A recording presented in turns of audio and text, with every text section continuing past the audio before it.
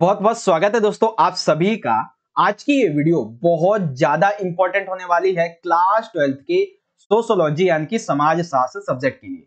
तो बेसिकली बच्चों, कल यानी कि 22 दिसंबर 2022 को सोशोलॉजी सब्जेक्ट का आपका जो प्री बोर्ड का एग्जाम होने वाला है, प्री बोर्ड का जो पेपर होने वाला है, इसके लिए इस वीडियो में हम एक most important sample question paper को यहाँ पे बहुत अच्छी तरीके से सॉल्व करने वाले हैं और हर एक क्वेश्चन आंसर को बहुत अच्छे तरीके से समझने वाले हैं। ठीक है, तो आज के जो क्वेश्चन अभी हम डिस्कस करेंगे, पेपर के जो क्वेश्चन डिस्कस करेंगे, ये आपको आपके सोशोलॉजी के प्री बोर्ड के ऑफिशियल एग्जाम में बहुत ज्यादा हेल्प करेंगे। ठीक है, ये पेपर आपके प्री बोर्ड एग्जाम के लिए इंपॉर्टेंट है और 2023 में जो आपका बोर्ड का एग्जाम होगा फरवरी मार्च के मंथ में, उसके लिए भी ये पेपर बहुत ज्यादा इंपॉर्टेंट है। ठीक है, एज ए प्रैक्टिस आप इसे बाद में भी जरूर देखिएगा। तो शुरुआत करेंगे, सबसे पहले एक चीज और इंपॉर्टेंट बता देता हूं, ये जो पूरा का पूरा पेपर है, इसे मैं आपको कंप्लीटली हिंदी मीडियम में बहुत अच्छे तरीके से समझाऊंगा। इवन वे बच्चे जो इंग्लिश मीडियम के बच्चे, उनके लिए भी यहाँ पे हर एक क्वेश्चन का आंसर प्रोवाइड किया जाएगा। ठीक है, तो सभी कंप्लीटली देखिएगा। तो पेपर जो है वो हमारे 3 घंटे का आएगा और अधिकतम अंक यानी कि मैक्सिमम मार्क्स हमारे टोटल 80 है। पेपर के पैटर्न की अगर हम बात कर लेते हैं तो टोटल जो हमारा पेपर है वो 4 सेक्शन में डिवाइड होगा, जिसमें A B C and D रहेगा। ठीक है, टोटल जो क्वेश्चन वो 38 होंगे। सेक्शन नंबर ए में टोटल जो क्वेश्चन है वो 20 क्वेश्चन होंगे, यानी कि ये सभी के सभी एमसीक्यू होंगे, एक एक मार्क्स के। ठीक, फिर खंड बी जो है, इसमें 21 से 29 यानी कि टोटल जो है वो 2 मार्क्स के 9 क्वेश्चन होंगे। ठीक है, लघु उत्तरीय प्रश्न जैसे हम कह सकते हैं, 2 मार्क्स के, और इसमें आपको 3 मार्क्स में चॉइस मिलेगी।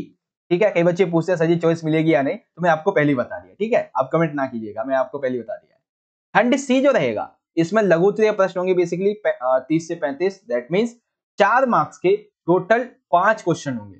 ठीक है, अब इन 5 में आपको 2 क्वेश्चन में चॉइस मिलेगी, 30, 31, 32, 33, 34, 35। बेसिकली यहाँ पे 6 क्वेश्चन होंगे 4 मार्क्स के। ओके, जिसमें आपको 2 क्वेश्चन में चॉइस मिलेगी।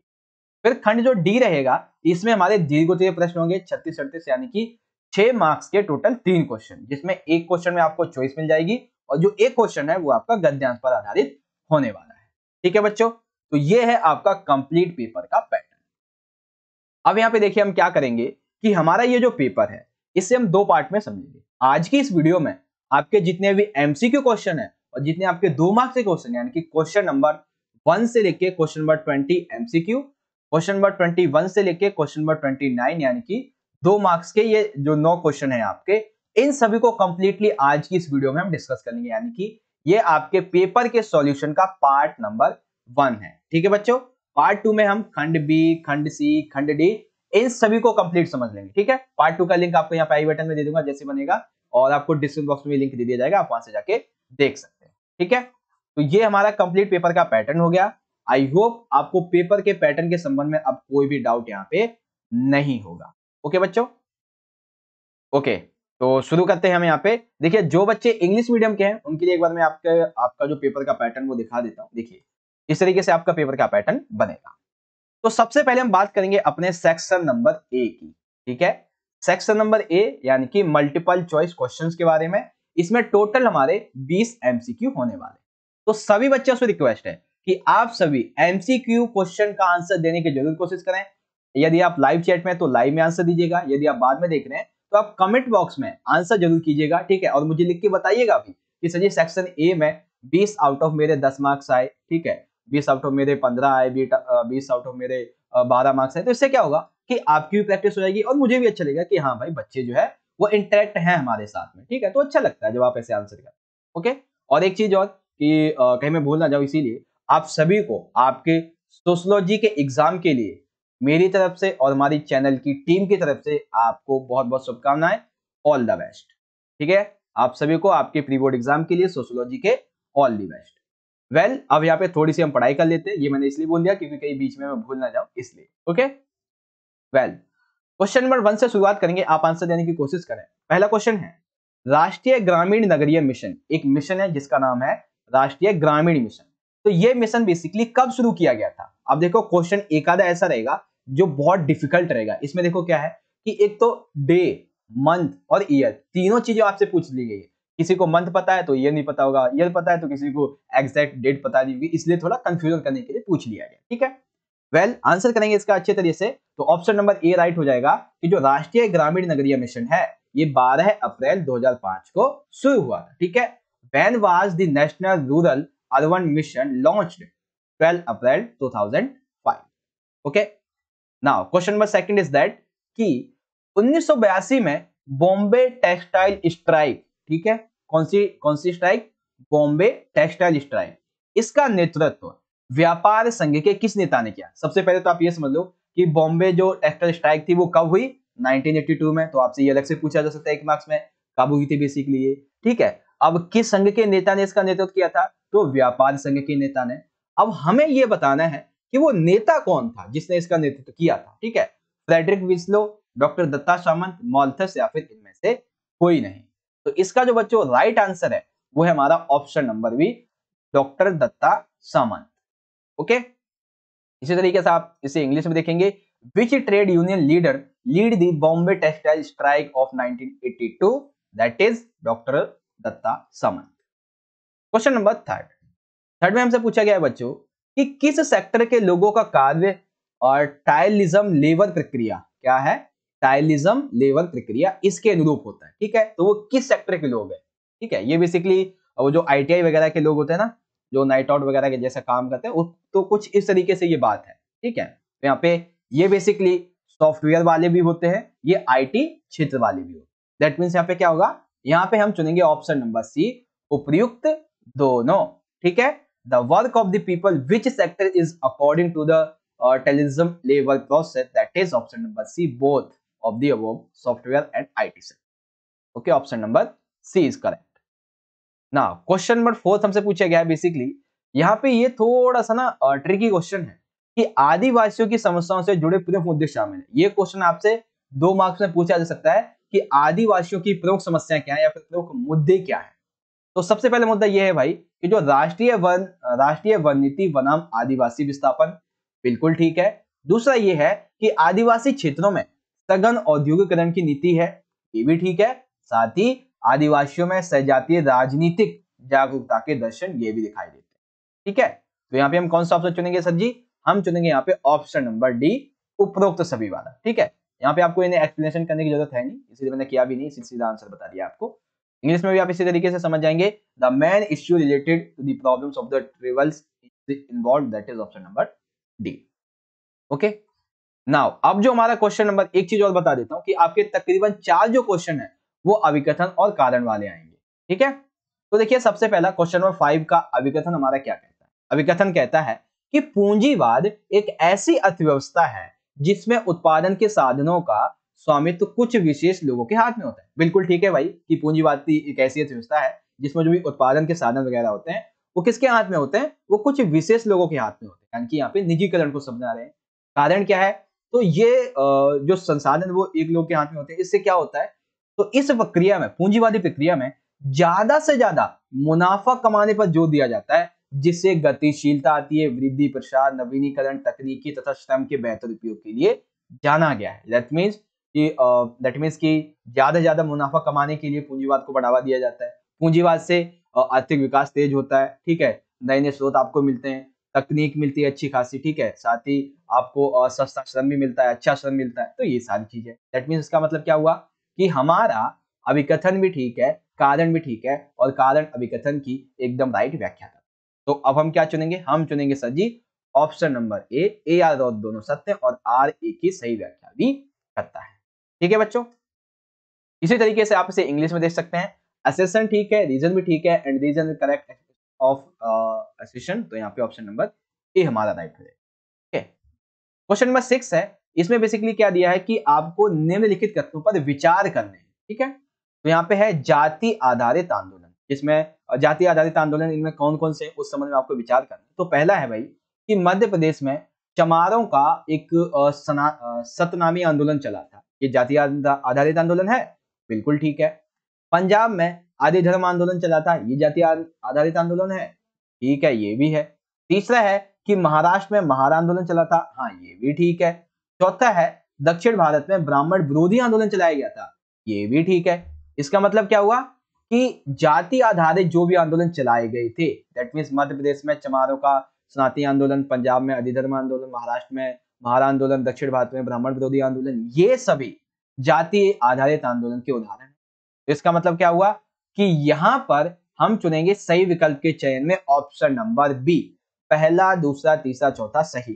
ठीक है, अब आपसे 2 मार्क्स में, ठीक है, 2 मार्क्स में ये क्वेश्चन पूछा जा सकता है कि जाति आधारित किन्हीं 2 आंदोलनों का उदाहरण लिखिए, यानी 2 आंदोलन के नाम लिखिए, तो आप इनमें से कोई 2 लिख देंगे। ठीक है, तो हम क्या कर रहे हैं कि एक साथ मैंने आपको एमसीक्यू भी बता दिया है और साथ ही 2 मार्क्स से आपका क्वेश्चन भी कंप्लीट करा दिया है। ठीक है, वेल इंग्लिश में consider the following statement caste based movement, तो यहाँ पे ये सभी आ जाते हैं, इंप्लीमेंट हो जाते हैं, तो ऑप्शन नंबर बी जो है 1 2 3 4, ठीक है, 1 2 का 4 नहीं, 1 2 3 4 ये हो जाएगा। ओके, अब आता है क्वेश्चन नंबर 7 में पूछा गया बच्चों हमसे कि सांस्कृतिक परिवर्तन की प्रक्रियाओं में शामिल नहीं है, दैट मींस जो सांस्कृतिक परिवर्तन होते हैं इसकी प्रक्रिया में कौन सा शामिल नहीं है।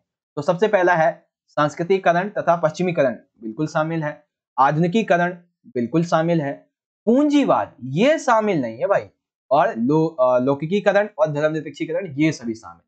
तो सांस्कृतिक परिवर्तन की प्रक्रिया में कौन सा शामिल नहीं है, पूंजीवाद इसमें शामिल नहीं होता है। ठीक है, ये बेसिकली क्या है, एक आर्थिक व्यवस्था है, आर्थिक परिवर्तन। ओके, यहाँ पे not involved in the process of cultural change that is capitalism. अब कई बच्चे यहाँ पे कुछ आर्गुमेंट करेंगे कि सर जी इसमें आधुनिकीकरण भी नहीं आना चाहिए, फिर तो जब आर्थिक की बात हो रही है। तो देखो भाई, आपकी जो किताब है उसके अनुसार जो आंसर है वो आंसर आपका पूंजीवाद ही है। ठीक है, आप चाहे तो किताब को ओपन कर सकते। क्वेश्चन नंबर 8, ये आपका जो सीबीएसई का ऑफिशियल सैंपल पेपर है उसमें भी ये क्वेश्चन पूछा गया है। अकाल की मृत्यु दर में वृद्धि का एक प्रमुख और आवर्ती स्रोत था, निम्नलिखित में से कौन सा अकाल का कारण नहीं। बिल्कुल सा सिंपल सा मैं ये बताना है कि भैया जब अकाल पड़ता है तो इसमें से ऐसा कौन सा कारण जो अकाल का कारण नहीं बनता है। देखो, कृषि, जलवायु, वातावरण में निरंतर गरीबी और कुपोषण, बिल्कुल ठीक है। जब कृषि और जलवायु जो है इसमें वातावरण में निरंतर बदलाव होता रहेगा, ठीक है, ज्यादा गरीबी होगी, कुपोषण होगा, ये कारण बनते हैं। ठीक है, परिवहन और संचार का अपर्याप्त साधन होते हैं हमारे पास, तभी ये बनते हैं, बिल्कुल ठीक है। हकों की विफलता, दैट मीन्स लोगों को अपने अधिकार नहीं मिलते हैं, तो ये भी ठीक है। लेकिन जन्म दर में वृद्धि, ये गलत है। ठीक है, ये कारण नहीं है। ठीक है, देखिए जैसा आंसर है उस हिसाब से मैं आपको बताता चल रहा हूं, तो option increase in birth rate ये हट जाएगा। ओके, क्वेश्चन नंबर 9 फिर हमारा आ गया है एक अभिकथन वाला। अभिकथन हमारा कहता है कि जो संविदा खेती होती है, संविदा खेती मूल रूप से अभिजात मनों का उत्पादन करती है। अभिजात मन यानी कि जो कि व्यापारिक फसलें टाइप में होती है उस तरीके। तो यहाँ पे अभिकथन हमारा ठीक है। कारण है यह अक्सर खाद तथा कीटनाशक का उच्च मात्रा में प्रयोग करते हैं, इसलिए यह बहुत पर्यावरणीय दृष्टि से सुरक्षित नहीं होती है। यानी कि एक तरफ क्या बात की गई है कि भैया जो संविदा खेती होती है इसमें मूल रूप से अभिजात मनों का उत्पादन होता है, और ये जो अभिजात मदें होती है यानी कि जो व्यापारिक फसलें ज्यादा पैसे देने वाली होती हैं उन्हें बेसिकली अक्सर ज्यादा खाद और ज्यादा कीटनाशक और उच्च मात्रा में इनका उपयोग किया जाता है, जिसकी वजह से पर्यावरण को हानि होती है। इसका मतलब क्या हुआ कि यहाँ पे संविदा खेती के बारे में जो कथन कहा गया, अभिकथन, वो भी राइट है, कारण भी राइट है, और कारण अभिकथन का एकदम सही एक्सप्लेनेशन भी दे रहा है। तो सिंपल सा फिर से हम वही ऑप्शन चुनेंगे, ए और आर सत्य है और आर ए की सही व्याख्या भी करता है, तो इस तरीके से हमारा आंसर हो जाएगा। ठीक है बच्चों, अब इसी को आप यहाँ पे इंग्लिश में देख सकते हैं। एसेशन हमारा ठीक है, रीजन भी ठीक है और ये एक्सप्लेनेशन भी करता है, तो ये हमारा राइट हो जाएगा। सिंपल है बच्चों। ओके, नाउ अब आता है क्वेश्चन नंबर 10। नया किसान आंदोलन पंजाब व तमिलनाडु में कब प्रारंभ हुआ। दैट मीन्स नया किसान जो आंदोलन था ये पंजाब में और तमिलनाडु में किस वर्ष जो है वो प्रारंभ हुआ, 72, 70, 78 या फिर 75 में। तो यह हुआ था बच्चों 1970 यानी कि 1970 में। When did the new peasant movement start in the Punjab and Tamil Nadu? That is option number B, in 1970. Question number 11, all India women's conference की स्थापना कब हुई। बहुत इंपॉर्टेंट है, ऑल इंडिया वीमेंस कॉन्फ्रेंस की स्थापना कब हुई, 1921, 29, 26, 28। तो ये स्थापना basically all India women's conference की हुई थी 1926 में। When was the All India Women's Conference established? That is 1926. Okay? Now, अब आता है क्वेश्चन नंबर 12। ये भी आपके सैंपल पेपर में ऑलरेडी आ चुका है कि किस परिवार को अक्सर भारत के लक्षण के रूप में देखा जाता है। तो वो कैसा परिवार होता है? विस्तारित, यानी कि जो बहुत बड़ा हो, बहुत ही विस्तृत हो, उस परिवार को भारत के लक्षण के रूप में देखा जाता है कि यदि परिवार में ज्यादा लोग हैं तो ये कहाँ का है व्यक्ति, ये परिवार कहाँ का है? ये बेसिकली भारत का है, ऐसा कुछ कहा जाता है। ठीक है, the dash family is often seen symptom of India that is extended. Okay, question number 13, एक और अभिकथन। मैंने आपसे बोला था आपके 4 जो क्वेश्चन है वो अभिकथन वाले आएंगे, 4, कम से कम 4 क्वेश्चन। अभिकथन कहता है वह जाति जिसकी संख्या बड़ी होती है प्रबल जाति कहलाती है। बिल्कुल ठीक है, प्रबल जाति कौन होती है? जिसकी जाति की संख्या, वह जाति जिसकी संख्या बड़ी होती है। कारण क्या है? ये जो प्रबल जातियां होती हैं इनके पास में भूमि के बड़े बड़े अधिकार होते हैं, राजनीतिक, सामाजिक और आर्थिक रूप से ये मजबूत होते हैं, इसीलिए इन्हें प्रबल जाति कहा जाता है जिनकी संख्या बहुत बड़ी होती है। तो इसका मतलब क्या हुआ भैया? फिर से सेम वही हो गया कि हमारा अभिकथन भी ठीक है, कारण भी ठीक है, ठीक है, और कारण जो है वो अभिकथन की सही व्याख्या भी कर रहा है, तो फिर से वही हम ए वाला ऑप्शन चुन लेंगे। ठीक है, वेल यहाँ पे मुझे लगता है पेपर को ना थोड़ा आपके लिए इजी बनाया गया है। ठीक है, अब यहाँ पे मान लेते हैं 2 मार्क्स में अगर आपसे क्वेश्चन पूछ लिया जाए कि प्रबल जाति किसे कहते हैं, ठीक है, प्रबल जाति किसे कहते हैं, तो आप लिख देंगे वह जाति जिसकी संख्या बड़ी होती है। ये क्यों प्रबल होती है? क्योंकि इनके पास भूमि के अधिकार होते हैं, राजनीतिक, सामाजिक, आर्थिक रूप से बहुत ज्यादा मजबूत होते, ताकतवर होते, इसीलिए इन्हें कहते हैं। तो ऐसे आपका 2 मार्क्स से ये क्वेश्चन भी कंप्लीट हो गया। ठीक है, अब इंग्लिश में देखेंगे तो यहाँ पे हमारा असर्शन ठीक है, रीजन भी ठीक है, एक्सप्लेनेशन भी अच्छी है, तो यहाँ पे ए हमारा राइट हो जाएगा। ओके ना, क्वेश्चन नंबर 12 में हमसे पूछा गया बच्चों, वही कथन वाला है, नागरिक समाज के द्वारा उठाए गए मुद्दे, दैट मीन्स जो नागरिक समाज है इसने कौन से मुद्दे उठाए?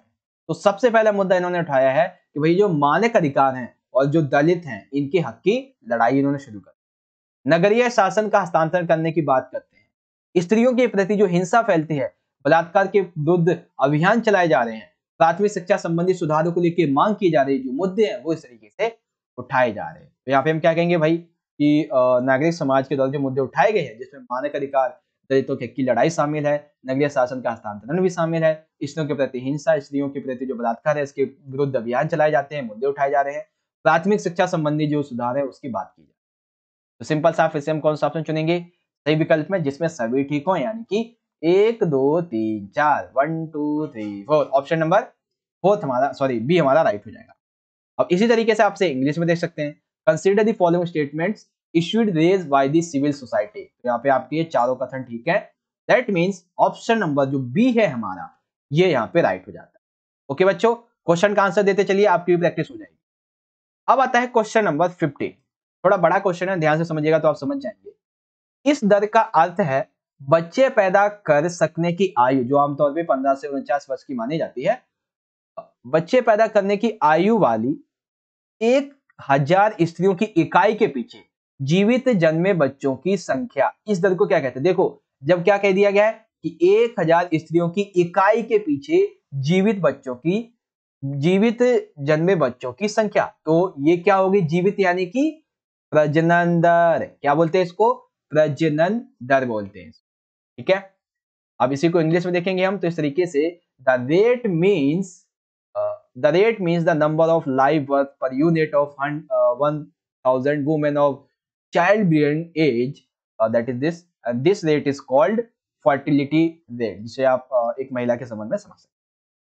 अब आता है क्वेश्चन नंबर 16, ये क्वेश्चन आपसे 2 मार्क्स में भी पूछा जा सकता है कि सामाजिक संसाधनों के रूप बताइए, सामाजिक संसाधनों के प्रकार लिखिए, ठीक है ना, रूप बताइए इस तरीके से, और एमसीक्यू में है कि सामाजिक संसाधनों के रूपों में कौन सा शामिल है। तो पहला है भैया सामाजिक संसाधनों का आर्थिक पूंजी, यानी कि जिसमें भौतिक संपत्ति एवं आय के रूप में जिसे हम देखते हैं। बी है सांस्कृतिक पूंजी, यानी कि प्रतिष्ठा, शैक्षणिक योग्यता के रूप में जिसे हम देखते हैं। सी है सामाजिक पूंजी, जिसे हम सामाजिक संगतियों व संपर्कों के जाल के रूप में देखते हैं। तो ये सारी की सारी चीजें यहाँ पे आ जाती है। ठीक है, दैट मीन्स जो सामाजिक संसाधन है इस रूप में आर्थिक पूंजी शामिल है, सांस्कृतिक पूंजी शामिल है, सामाजिक पूंजी, that means option number D is right. Okay, English में देखेंगे included in the forms of social resources, यहाँ पे कौन सा राइट हो जाएगा? ए भी राइट है, बी भी राइट है, सी भी राइट है, that means option number D all of the above ये राइट है। आगे चलते हैं, क्वेश्चन नंबर 17 आ गया है, चौथा वो हमारा अभिकथन वाला एमसीक्यू। क्वेश्चन ये है, अभिकथन हमारा कहता है कि सूचना का अधिकार अधिनियम 2005 में भारतीय संसद के द्वारा अधिनियम का एक ऐसा कानून है। कैसा कानून है भाई? अच्छा देखो अभी बताएंगे कैसा कानून है। मतलब बस इतना याद रखना है कि सूचना का अधिकार जो अधिनियम है 2005 में लागू किया गया, किसके द्वारा? भारतीय संसद के।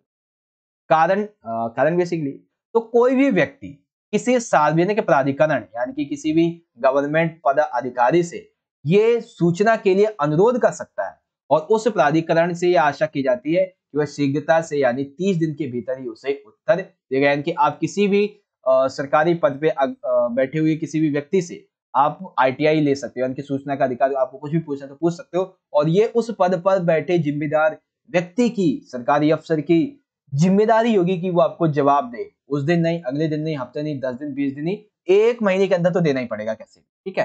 यानी कि अविकृत सूचना का अधिकार बताता है और कारण सूचना के अधिकार का प्रयोग बताता है, तो दोनों ठीक है।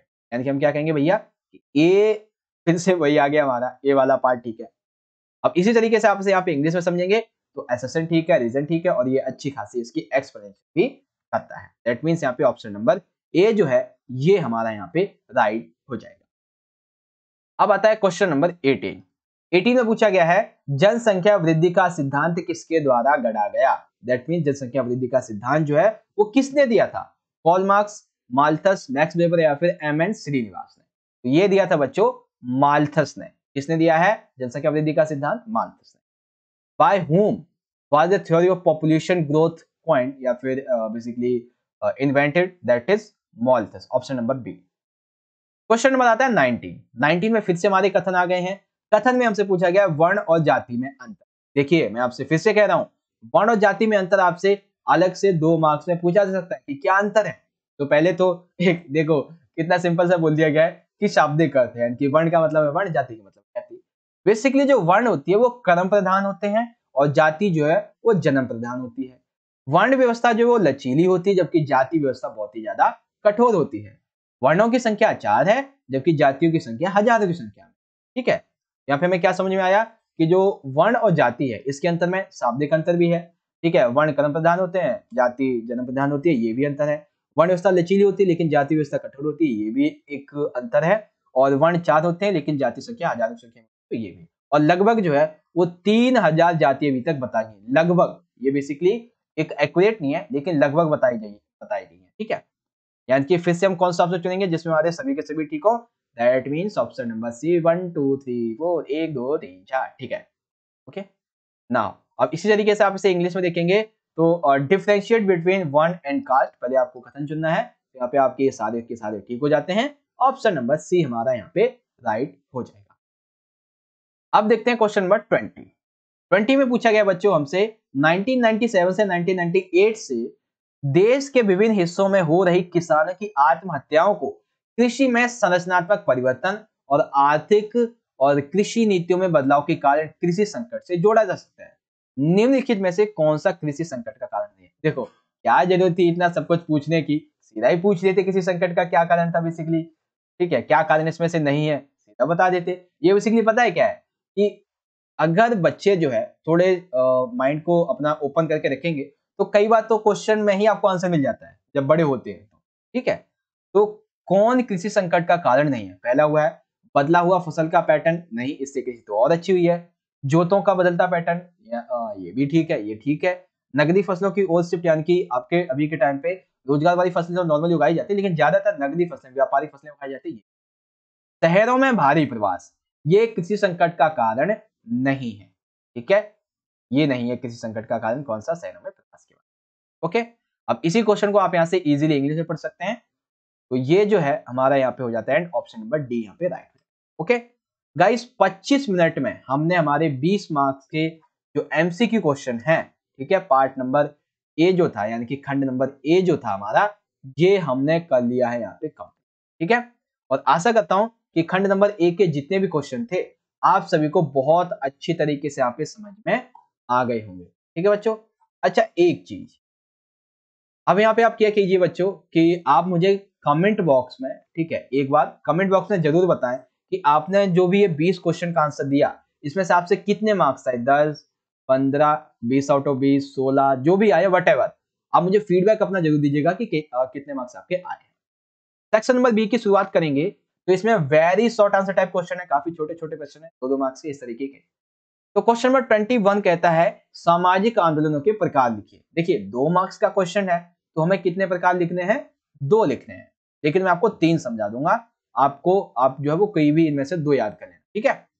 पहला दिया हुआ है बच्चों प्रतिदानात्मक आंदोलन। ये आंदोलन कैसे थे? बेसिकली व्यक्तियों की चेतना गतिविधियों में परिवर्तन लाते हैं। दैट मीन्स ये प्रतिदानात्मक आंदोलन कैसे होते हैं?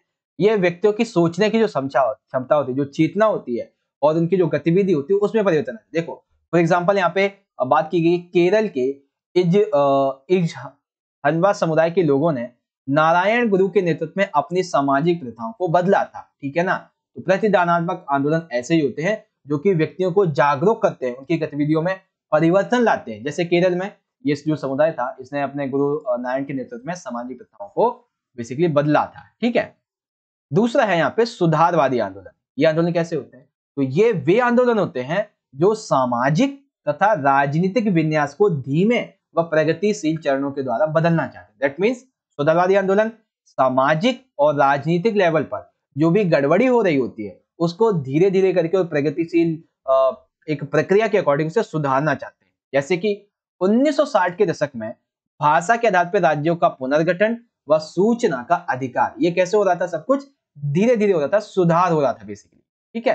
तो ये हो गए सुधारवादी आंदोलन जिसमें किसी भी नागरिक को बेसिकली किसी भी संस्था को, किसी भी पद को, किसी भी राज्य को धीरे धीरे करके सुधारा जाता है, ठीक है। तीसरा है क्रांतिकारी आंदोलन।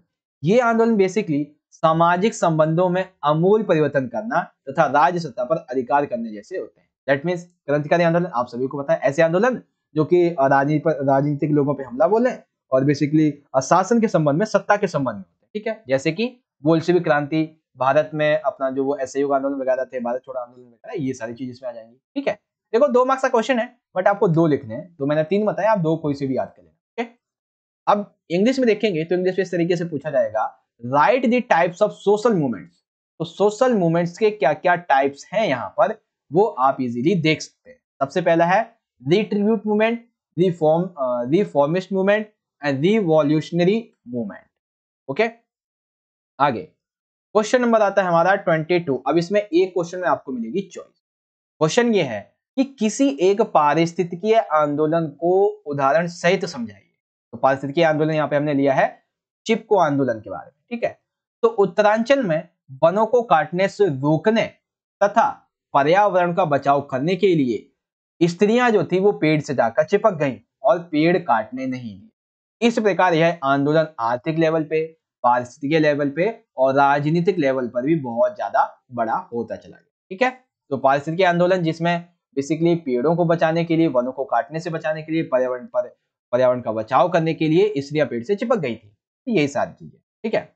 अब इसी में हमारा जो दूसरा क्वेश्चन है वो ये कहता है कि औद्योगिक समाज अलगाव की विशेषता। दैट मीन्स जो औद्योगिक समाज होता है, ठीक है, जिसमें फैक्ट्री वगैरह और जो लोग जो है वो ज्यादातर काम पे जाते हैं, ठीक है, यानी कि जिसमें फैक्ट्री, रोजगार, ये सारी चीजें होती है, तो ये बेसिकली एक अलगाव होता है। ये अलगाव की एक विशेषता होती है, यानी कि जहाँ पे लोग जो सही से नहीं रहते मिलजुल के, तो ये इसकी विशेषता है।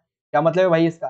तो मतलब देखो बेसिकली सिंपल सा इतना है कि औद्योगिक समाज में श्रम का विस्तृत विभाजन शामिल है। दैट मीन्स श्रम जो है, जो मेहनती लोग होते हैं, लोग जो होते हैं वो बटे हुए होते हैं, इसलिए लोग अक्सर अपने काम का अंतिम परिणाम नहीं देखते क्योंकि वे उत्पाद का केवल एक छोटा हिस्सा ही पैदा करते हैं। देखो अब मान लेते कोई ये एक फैक्ट्री है, ठीक है, उस फैक्ट्री में टोटल जो है वो 10,000 बंदे काम करते हैं। तो आप एक चीज बताओ, कोई भी एक बंदा जो नया आया है वो क्या इस चीज को देखेगा कि भाई मैंने किया, कितना कम किया, कितना ज्यादा किया है? वो क्या देखेगा? नहीं देखेगा। क्यों नहीं देखेगा भाई? क्योंकि उसे पता है कि मेरे इस काम का कोई ज्यादा महत्व तो है नहीं, ठीक है, इसीलिए नहीं देखेगा। लेकिन इसी तरीके से श्रम का विस्तृत विभाजन किया जाता है। काम का दोहराव और थकाऊ होता है। यही यहाँ के जो लोग होते हैं ये अलगाव की ओर हो जाता है। दैट मीन्स सिंपल सा कि जब एक फैक्ट्री में, ठीक है ना, ये जो फैक्ट्री है, इस फैक्ट्री में अभी एक बंदे का मैंने आपको उदाहरण दिया था, ऐसे ही मान लेते वो पूरे के पूरे 10,000 बंदे जो है वो अपना काम करते हैं इसी तरह से कि डज नॉट मैटर कि कितना काम हुआ, कितना नहीं, कितना उसका क्वालिटी निकला, डज नॉट मैटर। इससे क्या होगा कि वो अलगाव की ओर चले जाएंगे क्योंकि वे अपने काम का आनंद नहीं लेते हैं, ठीक है। इसे जीवित रहने के लिए उन्हें कुछ करने के रूप में देखते हैं और यहाँ तक कि यह अस्तित्व इस बात पर निर्भर करता है कि तकनीक में किसी भी मानव श्रम के लिए जगह नहीं। अरे ये छोड़ दो, यहाँ पे आप इतना छोड़ दो, बस इतना याद रख लेना, जो अभी मैंने आपको समझाया था बाकी का। ठीक है, ये इतना याद रख लेना यहाँ तक। आनंद नहीं ले पाते हैं, इतना याद रख लेना बस। 2 मार्क्स है तो इतना ही लिख देना, 2 मार्क्स आपको पूरे के पूरे मिल जाएंगे। उतना आपको याद रखने की जरूरत है नहीं, ज्यादा डिफिकल्ट हो जाएगा। ओके, तो ये हो गया क्वेश्चन नंबर 22। अब इसी तरीके से आपसे इंग्लिश में देख सकते हैं, explain any one ecological movement with an example. तो ecological movement that is Chipko movement, इसे कैसे एक्सप्लेन करेंगे? Industrial society in characterised by isolation, how? लिखेंगे भाई इस तरीके से आंसर लिख देंगे इसका। ठीक है, ये आपके जो है वो 3 पॉइंट यहाँ पे हो जाएंगे। ओके, कोई 2 लिख देना।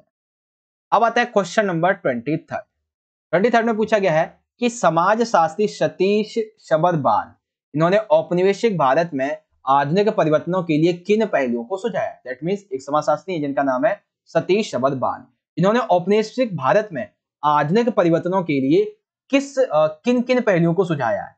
सबसे पहला पहलू है बच्चों संचार माध्यम। दैट मींस इन्होंने कहा कि प्रेस, माइक्रोफोन, जहाज, रेलवे आदि ये सभी जो है वो वस्तुओं के आवागमन में नवीन विचारों की तीव्र गति प्रदान करते हैं और इसमें सहायता करते हैं। ठीक है, संचार माध्यम क्या करते हैं? बेसिकली संचार माध्यम जो है ये वस्तुओं और विचारों के आवागमन में, नए नए विचारों के आवागमन में अपना योगदान देते हैं। ठीक है, और ये क्या है? ये औपनिवेशिक भारत में आधुनिक परिवर्तनों का एक पहलू था जिसमें प्रेस, माइक्रोफोन, जहाज, रेलवे ये सभी शामिल थे। दूसरा है संगठनों का स्वरूप। बेसिकली बंगाल में ब्रह्म समाज और पंजाब में आर्य समाज, इसकी स्थापना हुई। मुस्लिम महिलाओं की राष्ट्र स्तरीय संस्था अंजुमन ए ख्वातीन ए इस्लाम की स्थापना। बेसिकली देखो, ये जो औपनिवेशिक काल में बहुत सारे परिवर्तन हुए संगठन रूप में, जिसमें बंगाल में धार्मिक लेवल पे ब्रह्म समाज उत्पन्न हुआ, स्थापना हुई। पंजाब में आर्य समाज की स्थापना हुई। वहीं मुस्लिम महिलाओं ने राष्ट्रीय स्तर की अपनी संस्था की स्थापना की, जिसे अंजुमन ए ख्वातीन इस्लाम कहा जाता है। ठीक है, फिर तीसरा है विचार की प्रकृति। बेसिकली स्वतंत्रता तथा उदारवाद के नए विचार, परिवार संरचना, विवाह संबंधी नियम, संस्कृति में स्वीचेतना, इन सभी का विचार, ये शिक्षा के मूल्य, ये सभी भारत के आधुनिक परिवर्तनों के संबंध में आते हैं। ठीक है, बेसिकली देखो यहाँ पे क्वेश्चन जो है वो कुछ ऐसा पूछा गया है, दोबारा आपको समझा देता हूँ, आप शायद नहीं समझोगे। बेसिकली ये पूछा गया है कि भाई औपनिवेशिक भारत में जो परिवर्तन हुए थे, औपनिवेशिक भारत में आधुनिक जो परिवर्तन हुए थे, उसके लिए क्या क्या पहलू सुझाए गए थे? तो संचार माध्यम के अनुसार क्या क्या सुधार हुए? संगठनों जो थे, विभिन्न धर्म के अनुसार जो संगठन थे वो भी बनाए जा रहे थे। विचार जो थे वो विभिन्न क्षेत्रों से विचार जो थे वो यहाँ पे प्रबल हो रहे थे और ज्यादा विकसित हो रहे थे। तो ये सारी चीजें, ठीक है। तो उसके बाद अब हम इसे इंग्लिश में समझते हैं। तो इंग्लिश में देखेंगे इस तरीके से, what aspects did the sociologist, एक सेकंड, हाँ, sociologist Satish Sabharwal explain for the modern changes in colonial India. तो मीडिया ऑफ कम्युनिकेशन, ठीक है, forms of organisation and nature of thought, इस तरीके से। ओके, ये सारी की सारी चीज आप यहाँ से लिख देंगे। अब आता है क्वेश्चन नंबर 24। बिल्कुल सिंपल सा क्वेश्चन है, चाय की बागवानी से क्या तात्पर्य है? दैट मीन्स चाय की बागवानी का क्या मतलब? तो बेसिकली आधिकारिक रिपोर्ट से हमें यह पता चलता है कि औपनिवेशिक सरकार में गलत तरीके से मजदूरों की भर्ती की जाती थी में चाय के बगान। मजदूरों को बलपूर्वक चाय के जो बगान हुआ करते थे, जहाँ पे चाय की खेती वगैरह की जाती थी, एकदम सस्ते कामों में, सस्ते पैसों में, जैसे नॉर्मल होता है ना कि जो दिहाड़ी है वो 100 रुपए है, तो ये अंग्रेज लोग चाय की इस बगानी में, चाय के बगानों में उनसे 10 रुपए में सस्ते पैसों में काम करवाया करते थे। इससे बगान वालों को बहुत ज्यादा जो था वो फायदा मिलता था और मजदूरों का यहाँ पे बहुत ज्यादा शोषण होता था। बगानों के मालिक अंग्रेज और उनकी मेम विशाल बंगलों में रहते थे। सारा जरूरत का सामान उनके पास मौजूद था। उनकी जिंदगी चकाचौंध से भरी हुई होती थी, ठीक है ना। यानी कि एक तरफ क्या की गई है बात कि भाई जो बागवानी है, ठीक है, ये आधिकारिक रिपोर्ट से हमें ये पता चलता है औपनिवेशिक सरकार में गलत तरीके से मजदूरों को भर्ती किया जाता था, उनसे काम करवाया जाता था, कम पैसों में चाय के बगानों में काम करवाया जाता था। इससे केवल और केवल मालिकों को फायदा होता था, बगानों के मजदूरों का तो शोषण ही होता था, ठीक है ना। उनसे जबरदस्ती भी काम करवाया जाता था। और बगान के जो मालिक होते थे अंग्रेज, उनकी मैम वगैरह, ये सारी चीजें क्या थी, सभी के सभी विशाल बंगलों में रहा करते थे। और एक तरफ हम लोग थे जो बेसिकली काम किया करते थे, वो कैसे रहते थे ये बताया गया है, ठीक है। इसी क्वेश्चन को आप इंग्लिश में देख सकते हैं, what is mean by tea plantation. तो टी प्लांटेशन के संबंध में आप ये पॉइंट यहां से इजीली लिख देंगे। अब आ जाता है क्वेश्चन नंबर 25 में पूछा गया बच्चों हमसे जनांकिकी के प्रकार लिखिए। तो जनांकिकी के क्या कितने प्रकार हैं? बेसिकली 2 प्रकार हैं। सबसे पहला है आकारिक, दूसरा है सामाजिक। आकारिक क्या कहता है? इसमें जनसंख्या के आकार का अध्ययन किया जाता है और सामाजिक में जनसंख्या के सामाजिक, आर्थिक, जो राजनीतिक पक्ष है इन पर विचार किया जाता है। ठीक है, देखो बिल्कुल सिंपल सा क्वेश्चन है, 2 मार्क्स का। जनांकिकी के मुख्य 2 प्रकार कौन से? एक आकारिक, जिसमें जनसंख्या के आकार का अध्ययन होता है, एक होता है सामाजिक जनसांख्यिकी, जिसमें बेसिकली जनसंख्या के सामाजिक, आर्थिक, राजनीतिक पक्ष पर विचार किया जाता है। ठीक है, अब इसी तरीके से आप इसे इजीली यहां से इंग्लिश में समझ सकते हैं। Right the types of demography. तो एक होता है मॉर्फोलॉजिकल डेमोग्राफी एंड एक होता है सोशल डेमोग्राफी, इस तरीके से। ठीक है, तो 25 आप समझ गए आसान तरीके से। 26 की बात करते हैं। बहुत इंपॉर्टेंट क्वेश्चन है बच्चों, नातेदारी किसे कहते हैं, इसके प्रकार लिखिए। ठीक है, तो 1 मार्क्स में नातेदारी व्यवस्था क्या है और 1 मार्क्स में इसके जो 2 प्रकार है उसके। तो नातेदारी व्यवस्था बेसिकली समाज के द्वारा मान्यता प्राप्त वे संबंध नातेदारी के अंतर्गत आते हैं जो अनुमानित और रक्त संबंध पर आधारित होते हैं, जैसे चाचा मामा। ठीक है ना, एक चीज आप यहाँ पे समझ लो कि जो नातेदारी व्यवस्था है इसका मतलब क्या है, ये बेसिकली आपके रिलेशनशिप से संबंधित होती है। ठीक है, समाज के द्वारा मान्यता प्राप्त ऐसे संबंध, यानी कि समाज के अनुसार ऐसे संबंध जो कि अनुमानित और रक्तों संबंध पर आधारित, जैसे चाचा मामा। अब आपको प्रकार के अनुसार से समझ में आ जाएगा। एक होते हैं विवाह मूलक नातेदारी, जिसमें साला साली, सास ससुर, देवर भाभी ये सभी शामिल होते हैं। जैसे कि मान लेते किसी लड़की का एक घर है, लड़की नहीं यहाँ पे बॉय, यानी कि लड़के का घर है। ठीक है, तो उसकी शादी ये एक दूसरे गांव के घर में हो जाती है। ठीक है, तो उस घर के जो लोग हैं, ठीक है ना, उसकी पत्नी के जो भाई वगैरह होंगे वो उसके साला, उसकी बहन जो होगी वो साली, और उसके माता पिता सासुर बन जाएंगे। ठीक है, अब वो जो लड़की यहाँ से आएगी इसके घर में, ठीक है ना, पत्नी बन के, उसके लिए क्या होगा, उसके लिए ये भी ससुराल है, तो उसके लिए उसके छोटे भाई देवर, उसकी जो भी छोटी वगैरह होगी वो जेठानी, ननद वगैरह, ये सारी बन जाएंगी। तो ऐसी सारी चीजें हैं यहाँ पे। तो ये क्या है, विवाह के बाद में जो परिवर्तन आते हैं वो है। ओके, और उसके बाद आता है फिर रक्त मूलक नातेदारी। ये कैसी होती है? बेसिकली जो आपके रक्त से, जो एक ही परिवार के संबंध में, जैसे कि माता पिता, भाई बहन, ठीक है ना, ये सारी चीजें, दादा दादी, ये इसमें आ जाए। ओके, तो ये आप समझ गए। एक तो विवाह मूलक होती है और एक होती है रक्त मूलक, जिससे रक्त संबंध हो, माता पिता हो गए, भाई बहन हो गए, पुत्र पुत्री हो गए, ये सारी चीजें।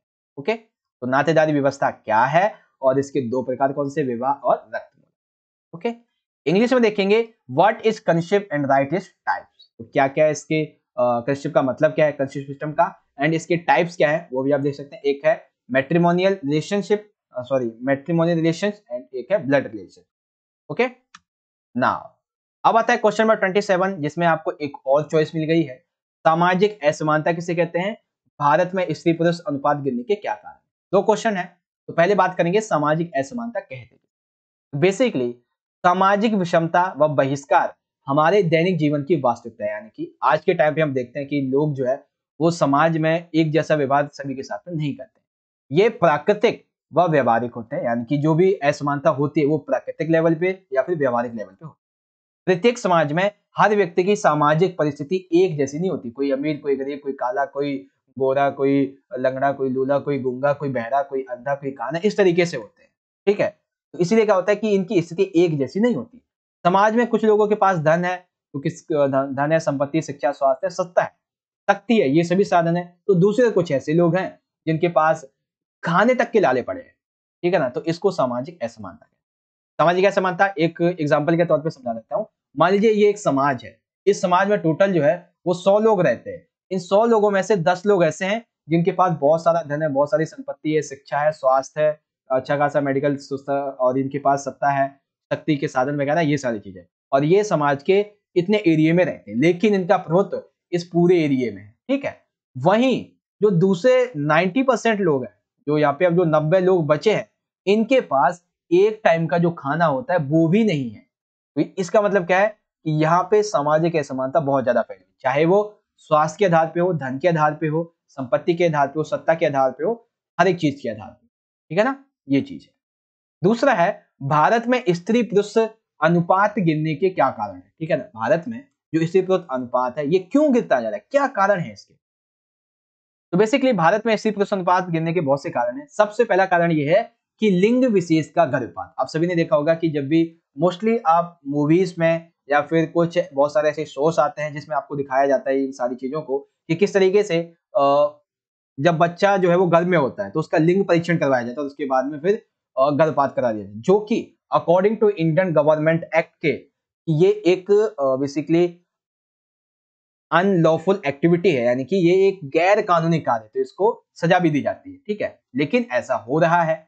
बालिका शिशुओं की हत्या, यानी कि वे बच्चियां, मतलब वे बच्चे जो लड़कियां होती हैं, जो शिशु होते हैं, उनकी हत्या की जाती है, कर दी जाती है। साथ ही लड़कियों उनका बाल विवाह कर दिया जाता है। ठीक है, इनको पौष्टिक भोजन नहीं दिया जाता है। आज भी देश के विभिन्न ऐसे हिस्से हैं भारत के पूरे और विश्व के भी जहां पे अनुपात भिन्न भिन्न है। फॉर एग्जाम्पल भारत की बात कर लेते हैं तो केरल में जो अनुपात है वो स्त्री की संख्या अधिक है, पुरुषों की संख्या कम है। मान लेते हैं स्त्री की संख्या अगर 100 है तो पुरुषों की संख्या वहां पे 90, यानी कि स्त्री पुरुष अनुपात वहां पे सही है। हरियाणा, पंजाब, चंडीगढ़ यहाँ पे क्या है, यहाँ पे बेसिकली यदि 100 पुरुष हैं तो वहां पे महिलाएं मात्र 40 ही है, यानी कि यहाँ पे बहुत ही कम है लिंग अनुपात इनका। ठीक है ना, तो ये क्यों कम है और कितना है, कहाँ पे है, ये दोनों ही चीजें आपको बहुत अच्छे तरीके से समझ में आ गई है। क्यों भैया ये घटता जा रहा है? क्योंकि लिंग विशेष गर्भपात हो रहा है, बालिकाओं की शिशु हत्या कर दी जाती है, बाल विवाह है, पौष्टिक भोजन नहीं मिलता है। ठीक है, ये सारी चीजें। तो ये क्वेश्चन नंबर 27 हो गया, सामाजिक असमानता किसे कहते हैं और भारत में स्त्री पुरुष अनुपात जो क्यों गिरता जा रहा है इसका। अब इसी को इंग्लिश में देखेंगे तो आपसे पूछा जाएगा व्हाट इज सोशल इनइक्वालिटी। तो सोशल इनइक्वालिटी क्या है, इसके बारे में आप इन पॉइंट्स को इजीली रीड आउट कर सकते हैं। ठीक है बच्चों, बाकी आगे देखेंगे हम तो यहाँ पे अथवा में दिया हुआ है हमें जो दूसरा हमारा क्वेश्चन था इस बारे में देख सकते हैं कि what are the reason for the falling sex ratio in the India.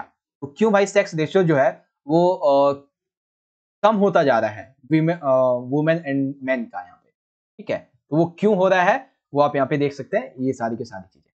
Okay, now अब हमारा आता है क्वेश्चन नंबर 28 में पूछा गया बच्चों हमसे, ये बेसिकली आपका जो है वो 4 मार्क्स का क्वेश्चन है, लेकिन 2 मार्क्स में ले लिया गया क्योंकि 4 मार्क्स में और भी इंपॉर्टेंट है। क्वेश्चन है जातियों व जनजातियों के प्रति भेदभाव को मिटाने के लिए राज्य के द्वारा उठाए गए कदम लिखिए। ठीक है, जातियों व जनजातियों के प्रति भेदभाव को मिटाने के लिए राज्य के द्वारा जो कदम उठाए गए हैं वो हमें समझाने। तो कौन कौन से कदम उठाए गए भाई? तो इसमें आप देखोगे सबसे पहला कदम है कि जो अनुसूचित जाति व जनजाति थे, अनुसूचित जाति व जनजातियों के लिए राज्य व केंद्रीय विधानमंडलों में आरक्षण दिया गया। ठीक है ना, ये जितने भी अनुसूचित जाति जनजातियां थी इनको राज्य और जो केंद्रीय विधानमंडल है यहाँ पे आरक्षण दे दिया गया। साथ ही अनुसूचित जाति जनजातियों को सरकारी नौकरी में आरक्षण दे दिया गया और साथ ही अस्पृश्यता यानी कि छुआछूत को 1955 के बाद में अपराध माना जाना लगा था। ठीक है, 1850 का जातीय निरंकुशता निवारण अधिनियम बनाया गया था, वो भी आ जाता है। अनुसूचित जाति अनुसूचित जनजाति इनके उन्मूलन के लिए, इनके ये जो छुआछूत का उन्मूलन होता है इसके लिए 1989 में कानून भी बनाया गया था। साथ ही अनुच्छेद 17 जो है संविधान का ये कहता है कि भाई जो अस्पृश्यता है ये खत्म होती है और यदि कोई ऐसा करेगा तो उसको दंड दिया जाएगा, अस्पृश्यता के खिलाफ दंड का प्रावधान है। ठीक है ना, तो राज्य के द्वारा जाति व जनजातियों के प्रति भेदभाव को मिटाने के लिए ये कुछ कदम यहाँ पे उठाए गए हैं। ठीक है बच्चों, तो आई होप आपको ये कंप्लीटली यहाँ पे बहुत अच्छे तरीके से समझ में आ गया होगा। अब बात करेंगे अगले इसी के इंग्लिश की। तो what are the step taken by the state to remove discrimination against the caste and tribes. तो आप इस संबंध में ये सारे के सारे पॉइंट यहाँ से आउट कर सकते हैं। ओके बच्चों, अब आता है क्वेश्चन नंबर 29 में बेसिकली जो है ये भी आपका एक 4 मार्क्स का क्वेश्चन है। ठीक है, लेकिन आपसे 2 मार्क्स से पूछा गया तो कैसे लिखेंगे ये भी देख लेते हैं। तो क्वेश्चन नंबर 29 है कि कृषि समृद्धि पर परिणाम के संबंध में जमींदारी व्यवस्था और रैयतवाड़ी व्यवस्था में अंतर स्पष्ट करो। सिंपल सा क्या बताने भाई, ये जो जमींदारी व्यवस्था है और जो रैयतवाड़ी व्यवस्था है ये हमें समझाना क्या है। ठीक है, तो आप देख सकते हैं उत्तर के संबंध में यहां से शुरू करेंगे हम अपने आंसर को। जमींदारी व्यवस्था, तो औपनिवेशिकों ने कृषि भूमि पर बहुत बड़ा टैक्स लगा दिया था। जमींदार कृषक से टैक्स के रूप में जितनी ज्यादा उपज और पैसा ले सकते थे उनसे लेते थे, जिसका परिणाम यह हुआ कि ब्रिटिश काल के दौरान कृषि उत्पादन कम होने लगा। जमींदारों ने किसानों को अपने दबाव से पीस डाला, साथ ही बार बार पड़ने वाले अकाल और युद्ध ने जनता को एक तरीके से पूरी ही मार डाला था। नहीं समझे? नहीं समझे होंगे, पता है मुझे, दोबारा समझा देता हूं। देखो, बेसिकली औपनिवेशिकों ने, यानी कि वे देश जो दूसरे देश पे शासन करते थे, इन्होंने कृषि भूमि पर यानी कि किसानों पे इतना ज्यादा टैक्स बढ़ा दिया कि वो टैक्स देने के लिए बेसिकली उनके पास उतना पैसा होता भी नहीं था। जमींदार कृषक से टैक्स के रूप में जितनी ज्यादा उपज और जितना ज्यादा पैसा ले सकता था, जितना ज्यादा किसान का खून चूस सकता था, वो उसका खून निकाल लेता है एज ए मतलब कि एक फसल के रूप में, एक पैसे के रूप में, ठीक है। जिसका परिणाम यह हुआ कि ब्रिटिश काल के दौरान जो कृषि उत्पादन था वो बहुत ही कम होने लगा। क्योंकि जब आप एक चीज बताओ कि जब किसान है उसको ये लगेगा कि मैं जितना कमा रहा हूँ, जितना मेहनत कर रहा हूँ, रात दिन धूप में सिंचाई वगैरह करता हूँ, ये सारी चीजें, फसल काटता हूँ, सब कुछ मैं करता हूँ, और ये जमींदार आया, लेगा मेरी फसल, मेरा पैसा लेगा, मैं क्या करूंगा फिर कृषि करके? कुछ और ही कर लूंगा, कहीं किसी उद्योग में काम ही कर लूंगा इससे अच्छा। तो कृषि उत्पादन में इसकी वजह से कमी आई। जमींदारों ने किसान को अपने दबाव से ऐसा पीसा, ऐसा पीसा, ऐसा पीसा कि कृषि उत्पादन ही उन्होंने खत्म कर दिया फिर, ठीक है। साथ ही बार बार जो अकाल पड़ता था और युद्ध में जो जनता को भेजा जाता था सैनिक के रूप में, तो इस वजह से जो ये जो जमींदारी व्यवस्था थी उसने पूरी तरीके से कृषि उत्पादन को खत्म कर दिया, किसान को मार डाला एक तरीके से, ठीक है ना, एक फसल के रूप में, एक टैक्स के रूप में। दूसरी है रैयतवाड़ी व्यवस्था। बेसिकली रैयतवाड़ी व्यवस्था यानी कि रैयत का मतलब बेसिकली कृषक। तो इस व्यवस्था में जमींदार के स्थान पर वास्तविक कृषक ही टैक्स चुकाने के लिए जिम्मेदार होते थे। दैट मींस देखो, जमींदारी व्यवस्था में क्या होता था, यहाँ पे कंपनी है, यहाँ पे है जमींदार और यहाँ पे है किसान। तो पहले किसान से जमींदार ने मान लेते 200 रुपए ले लिए, ठीक है। तो आगे जो जमींदार होते थे वो कंपनी को मात्र 150 रुपए देते थे बेसिकली 50 रुपए अपने पास रख देते थे। तो इस रैयतवाड़ी व्यवस्था के अंतर्गत जमींदार की इस प्रथा को खत्म कर दिया गया। अब किसान 200 रुपए सीधा किसको देगा? कंपनी को देगा, ठीक है। क्योंकि औपनिवेशिक सरकार सीधा किसानों या भूस्वामियों से सरकार रखती नहीं थी। किसी लॉर्ड के द्वारा इसमें टैक्स का भार कम होता था और कृषकों में कृषि निवेश करने के लिए अधिक प्रोत्साहन भी यहाँ पे दिया जाता था, ठीक है। सीधा जब कंपनी को दिया जाएगा टैक्स, तो इससे क्या होगा कि जो बीच में बिचौलियों होते थे जमींदार टाइप, वो खत्म हो जाएंगे और वो ज्यादा से ज्यादा मुनाफा कमाने के लिए कोशिश भी करेंगे। ये सारी चीजें थी, ठीक है। तो ये आई होप आपको यहाँ पे कंप्लीटली समझ में आ गया होगा। तो क्वेश्चन नंबर 29 का जमींदारी व्यवस्था और रैयतवाड़ी व्यवस्था क्या, आई होप आप समझ गए होंगे। अब इसी क्वेश्चन को इंग्लिश में देखेंगे तो explain the differences between zamindari system and ryotwari system with regard the consequences of agriculture prosperity, ठीक है। तो जमींदारी सिस्टम और रैयतवाड़ी सिस्टम, आप इसे कैसे यहाँ पे समझ सकते हैं, वो इजीली यहाँ से रीड आउट कर सकते हैं। ओके बच्चों, अब जो है इसके बाद में हमारा शुरुआत होगा सेक्शन नंबर सी, ठीक है। सेक्शन नंबर सी प्लस में डी, ये बेसिकली 4 सेक्शन है टोटल। तो सी और डी जो है इसको हम बेसिकली पार्ट नंबर 2 में समझेंगे, ठीक है। तो सभी बच्चे जल्दी से जल्दी और ज्यादा से ज्यादा कमेंट करके बताइए कि आपको पार्ट 2 कितनी जल्दी चाहिए, ठीक है ना। जल्दी जल्दी और ज्यादा कमेंट कीजिए कि पार्ट 2 आपको कितनी जल्दी चाहिए, और जैसे ही बनेगा यहाँ पे आई बटन में आपको लिंक मिल जाएगा या फिर आपको डिस्क्रिप्शन बॉक्स में लिंक मिल जाएगा, ठीक है। जितना ज्यादा आप कमेंट करेंगे उतनी जल्दी मैं आपके लिए आपका जो इस पेपर का पार्ट नंबर 2 है वो भी अपलोड यहाँ पे कर दूंगा बच्चों, ठीक है। तो ये हो गया हमारा आज का ये पेपर कंप्लीट, जिसमें हमने सेक्शन नंबर हमारा जो था एक सेकेंड, लेजर आ गया है, हाँ, सेक्शन नंबर ए और सेक्शन नंबर बी एमसीक्यू और 2 मार्क्स के जो लघु उत्तरीय प्रश्न थे इनको कंप्लीट कर लिया आज की इस वीडियो के पार्ट 1 में। अब जो पार्ट 2 रहेगा उसमें हम सेक्शन सी और डी को कंप्लीट कर लेंगे, ओके। तो आई होप बच्चों आपको वीडियो अच्छा लगा होगा। गाइस, आपको वीडियो अच्छा लगा है तो ज्यादा से ज्यादा इस वीडियो को लाइक कीजिए, अपने दोस्तों के साथ भी ज्यादा से ज्यादा जरूर शेयर कीजिए, और हाँ, कमेंट बॉक्स में आप सभी अपना फीडबैक हमें जरूर दीजिएगा ताकि मुझे भी पता चल सके कि हाँ भाई, मैंने आपको जो समझाया वो आपको समझ में आया और आप अच्छे से अपना एग्जाम देके भी आओगे। इन सारी चीजों के बारे में आप मुझे जरूर बताएं, ठीक है। वेल बच्चों, मिलेंगे आपसे अगली वीडियो में, तब तक के लिए आप सभी पढ़ते रहिए और अपना अच्छे से ख्याल रखिएगा। धन्यवाद। जय हिंद, वंदे मातरम।